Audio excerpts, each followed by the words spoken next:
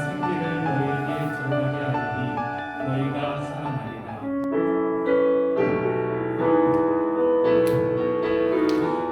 여호와를 즐거이 기쁨으로 주께 나가리. 여호와 하나님 단중에 맞서 이르시는 명 여호와를 사랑으로 주를 높이며 그 문에 들어가서 찬송함으로 그 이름을 성축할지어다. 나 주의 마음 다해 주라. 나가 주님을 부를 때 나에게 주시네. 주님 안에 모든 두려움 사라져 사랑 살았으니 나는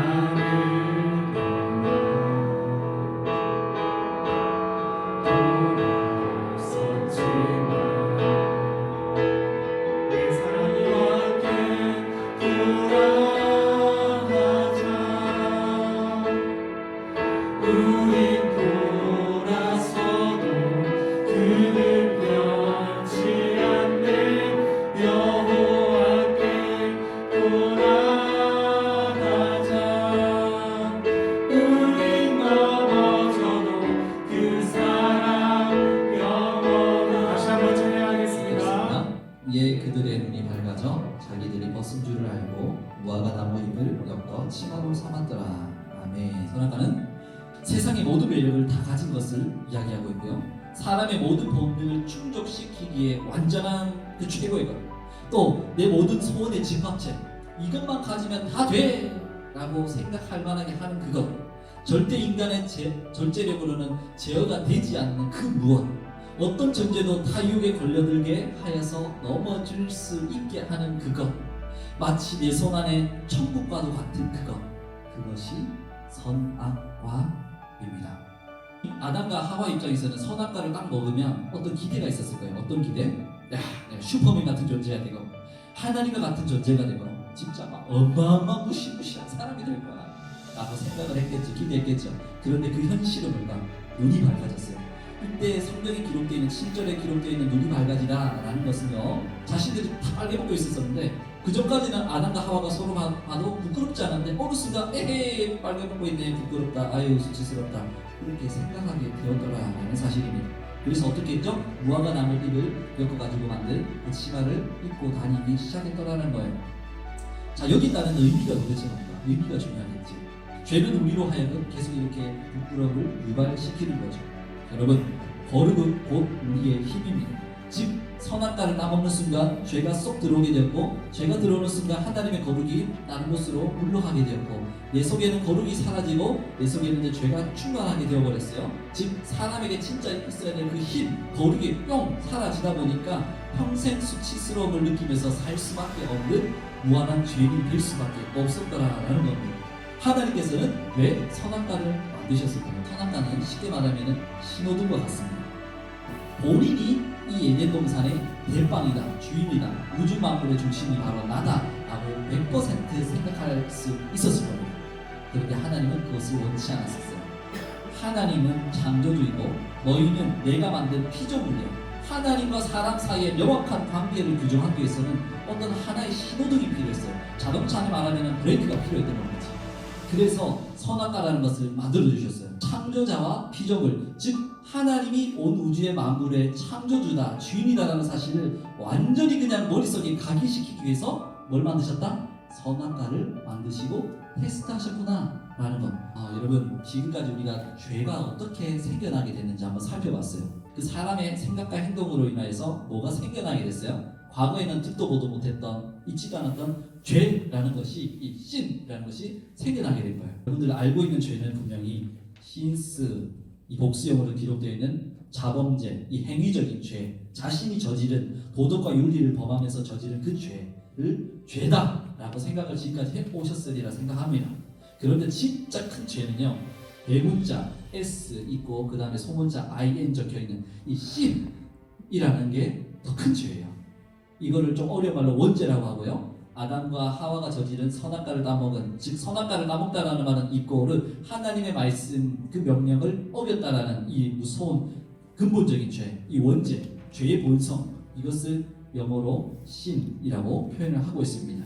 분명 처음에는 하나님의 형상과 모형으로 창조했다라고 창세기 1장 26절은 이야기하고 있습니다.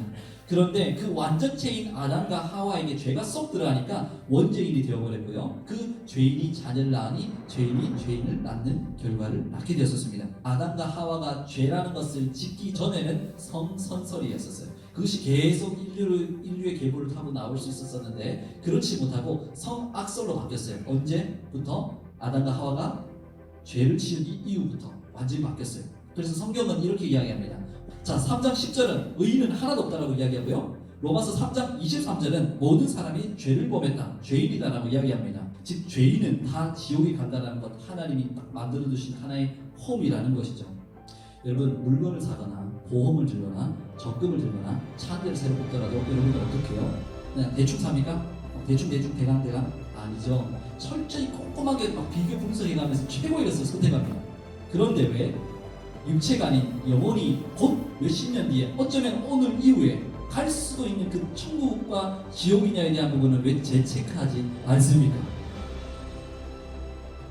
이것을 우리는 두려워하고 떨림으로 바라볼 수 있어야 되고 다시 한 번 더 확인할 수 있어야 됩니다. 즉 영혼 사후의 문제, 천국이냐 지옥이냐에 대한 부분을 다시 한번 우리 스스로가 점검할 수 있는 이 시간이 되면 좋겠습니다. 우리 모두 천국 다 가고 싶어하죠. 도대체 그 천국은 도대체 누가 가는 것인가? 바로 하나님이 인정하시는 그 기준에 도달한 사람, 조금 더 어려운 말로 설명하면 하나님의 완전한 의로움을 꽉 충족시킨 사람. 근데 돌아보니 아까 전에 로마서 3장 23절도 그렇고 모든 사람들이 죄를 범하였으니 그 누구도 천국 갈 수 없다라고 분명히 못박아 이야기하고 있었습니다. 여러분, 결국에는요, 완전한 의로움이신 예수님이 우리를 위해서 십자가에 돌아가셨고요, 우리가 해야 될 일은 무엇일까요? 바로 그 예수 그리스도를 믿는 것입니다. 여러분, 예수님이 십자가에 돌아가셨다는 것은 신학적으로 표현해 볼게요, 법적인 선포예요. 이제 너희는 더 이상 죄인이 아니라 의인이야. 땅. 이제 그러니까 여러분들은 죄에서 자유할 수 있는 몸이 되었어요. 선택은 여러분의 몫입니다. 무엇을 선택하시겠습니까? 음악 한번 들어주시고요. 마지막 우리 갈라디아서 2장 20절 한번 읽어보도록 할게요. 2장 20절 다 같이 한번 읽어볼게요. 함께 보면서 시작. 그리스도와 함께 십자가에 죽으셨다. 그런데 이제 내가 사는 것이 아니고 오직 내 안에 그리스도께서 사시는 것이다. 이제 내가 육체 가운데 사는 것을 나의 사랑하사 나를 위하여 자기 자신을 버리신 하나님의 아버지를 믿는 믿음으로 사는 것이다. 네, 아멘입니다.